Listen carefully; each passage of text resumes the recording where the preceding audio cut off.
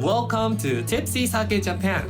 In this video, we will introduce you to this wonderful bar run by an American man who has dedicated his life to sake.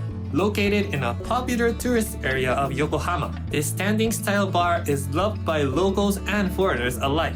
The vibe inside is intimate and welcoming. It is a cozy place where you can enjoy a variety of sake that the owner deeply admires.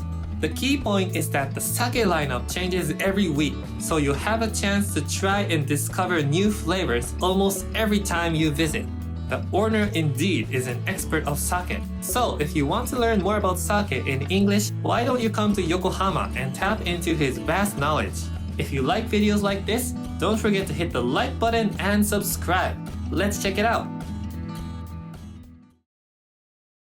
This store is a 10-minute walk from Yokohama Station, which is about 40 minutes by train from Tokyo Station. Once you get off, head for the west exit and make your way through the shopping area.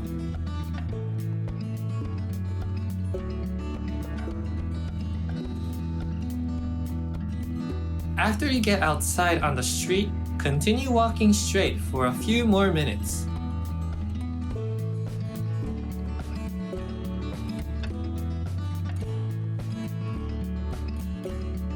Turn right when you arrive at a large intersection, and you'll spot a small door marking the entrance of Craft Sake Shoten, Yokohama. This man is the owner, Brian Hutto. Hello, and welcome to Craft Sake Shoten, Yokohama. My name is Brian. I'm the owner of Craft Sake Shoten in Yokohama. We have another location located in Kawasaki as well. This woman is Chiho. She works as a staff at this bar. Hi, I'm Chiho. I'm working here on weekday. I love sake. Although the bar is not that spacious, only with tables for standing and drinking, you can feel the owner's passion from unique decorations such as these sake bottles hanging on the wall and several posters and magazines. Further inside, there are refrigerators fully stocked with sake that are carefully selected by the owner. Brian kindly explained to us how this bar works. The way the system works here, it's Tachinomi style. Tachinomi style means it's a standing bar, standing and drinking. Tachi, standing, nomi, drinking. So I'll explain the system. We've got our sake coolers in the back here. So the system at Craft Sake Shoten is customers can come to the cooler, they can help themselves, so they will select their own bottles, bring it to the bar or table, wherever they want to stand or sit, and I pour, or my staff will either pour, and then you kind of pay as you go. That's the system. So it's mostly a cash-only system. Serving size, 60 milliliters, and the price, only 500 yen. The sake selection that's here is somewhat rare. Most of these are small producers, often referred to as jizake. Jizakes are just small sake producers normally located in the countryside. Very limited selection, doesn't mean it's always good, but the ones that I do have here, even though it's limited, they are exceptional. For example, this is a sake that's made by just one person. He has no staff. It's actually one of the newer sake breweries in Japan. He started brewing about 4 years ago. Located in Niigata. His production is only about 80 koku, which means he only makes about 8,000 bottles a year. And so the distribution for that is very limited. Even some of the big brands that are pretty well known, like for example Aramasa, very common one that people recognize because the label has a 6. To drink that for only 500 yen, that's rather unusual anywhere in Japan. Speaking of Aramasa, this is an incredibly popular sake. Yet it is so rare that it's hard to come by even here in Japan. Even if you do find it, it's usually sold at premium price. The fact that you can enjoy a glass of Aramasa here just for 500 yen is absolutely amazing. Next, we asked Brian what he recommends. Oh, this is kind of interesting. This has a lot of acidity. So this one probably pairs really nice with cheese. So it drinks really like a white wine. I think if you were blindfolded, and even though this is a sake shop in Japan, I don't think you would ever guess that I'm drinking a sake. This is very much like a white wine. Wow, let's do it. It's actually very refreshing, kind of a nice starter. You like something a little bit on the dry side. This is a junmai, some tochigi. It's called Dyna. So I'll explain them as we get to the bar. So a very interesting sake, as I mentioned before. It's going to drink a lot like a white wine. It's got a lot of acidity to it. It's really refreshing. It's a good starter. It's a little bit lower in alcohol. It's 14%. Okay, this next one. This one is a little bit drier. It's from the Tochigi Prefecture. The name of the sake brewery is called Daina. And this one is described as Cho Kanakuchi, which means in English it is super dry. In my opinion, it doesn't drink super dry because this has a little bit of umami to it. Well, I think this is a good starter sake, especially if you're not familiar with sake, if you're more of a wine drinker. It just kind of shows you the wide range of sake too. So I think a lot of times people have experienced sake maybe at a sushi restaurant, which may not have usually a really high quality selection.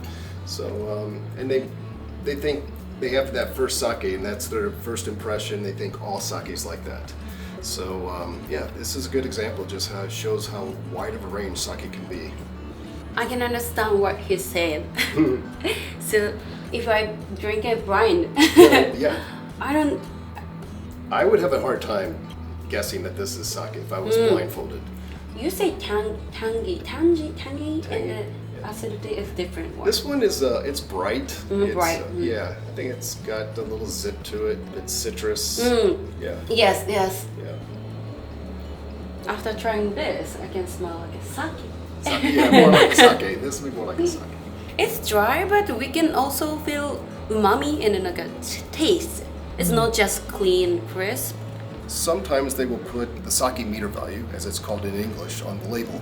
And that number is always going to be prefaced by either a plus sign or a minus. This one, we can see here on the label, it's plus 10. That's going to be a good indication of whether the sake is dry or sweet. On average, most sake, the sake meter value is between -5 and +5. That's the typical range for the sake meter value. Okay. I would say the general rule for sake is you want to drink them while they're young. However, there is such a thing as aged sake. It's referred to as jizake. And so this is a sake that was brewed in the year of 2013. The brew date, it says, is May, I think it's May of 2013. And the bottle date is January of 2024, so just this year. So what makes this sake unique, it's a junmai, it's also yamahai. The yamahai, what it does, it's a little bit more lactic acid. It's not, the yamahai isn't anything to do with the classification or category of sake, it's more about the process. If you're curious and want to know more about sake, talking with Brian is definitely worth it. He is passionate about every sake he offers, readily sharing interesting and informative details with guests. You should come to learn and enjoy yourself. So the sake selection, like I said, it changes from week to week. And I would say on average, we have about 100 new sake every month. We're always tasting sake. And I don't take as many notes as Chiho does, but Chiho keeps a database of like everything that we try. So that's where she has all that, it's like a database. So sometimes I'll see a label, I'll think maybe I haven't had this before. And then Chiho will remember, no, we've had this before. So like several months ago, or last year. So maybe she can find the style, the flavor profile, so she'll take tasting notes on everything.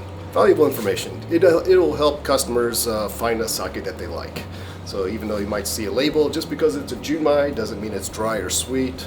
So it's helpful to kind of have that knowledge as well. We also asked why Brian decided to open a sake bar in Japan. His story is one of reinvention. I opened this business about 7.5 years ago, but when I arrived to Japan almost 8 years ago, I was planning to import wine from California. So my knowledge of sake was really pretty limited. I was curious about it. I drank a little bit in San Francisco. That's where I moved from. San Francisco, fortunately, has the very first sake shop that opened in America. So I was able to go to a retail store and actually acquire decent sake. But The labels are kind of mysterious, can't read kanji, so I never really spent a lot of money to get a decent sake. I just would always buy something a little bit lower in cost, so I wasn't drinking good sake. But when you get to Japan, it's all very good, and it's actually a little bit underpriced, I think. So importing wine, there's a little bit more risk to it. You know, I have to buy the product up front, have to store it, then try to sell it. And so the consultant, the Japanese consultant who helped me get my business license and importing and exporting license, he mentioned I could also export sake. The sake industry in Japan, it's kind of a small circle. You don't just walk right into it. So I made some good contacts through him. And the more I started learning about it, visiting more breweries, I just thought maybe this is something I could focus on. So I focused on that, but importing, exporting, it's not a daily thing. So this was my office space, but I kind of turned it into a tasting room. So it became like a sake tasting room after that. After that, we bumped into a man who frequently visits this bar as a customer. He passionately spoke to us about the appeal and why he loves this bar. You are one of the regular, I think. I am, yes. Yeah. How often do you come to this place? You know, like either once every week or every 2 weeks. So quite often, I think. What made you come to this place?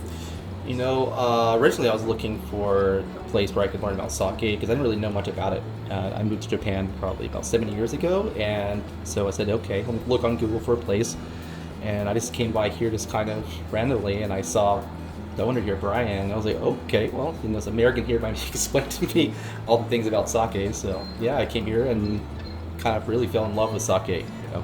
This sake shop's great because the owner, Brian, he picks up like sake. First of all, I like for sure, and I just think he has good taste in sake. He's always introducing all kinds of new sake. So you come here like once a week, you'll find something new. That's for sure, and you can try things that you never thought about before. And you know what? Give it a shot, and you find out if you like it.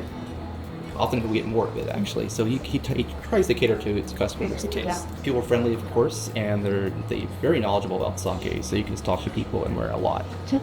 Yeah, if your travel plans take you through Tokyo, Yokohama is only 30 minutes from Tokyo. Convenient to get to. Almost anywhere you travel in Tokyo is going to take 30 minutes as well. So yeah, if you're in the area, stop by. Happy to share a kanpai with you. When you come to Yokohama, don't forget to visit this hidden gem and enjoy some tasty sake.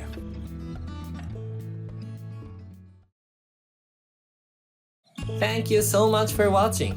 Hope you enjoyed today's video. Here on Tippsysake Japan, we bring you the best bars, restaurants, and sake shops across Japan where you can enjoy sake at its best. If you like videos like this, don't forget to hit the like and subscribe button. See you in the next one.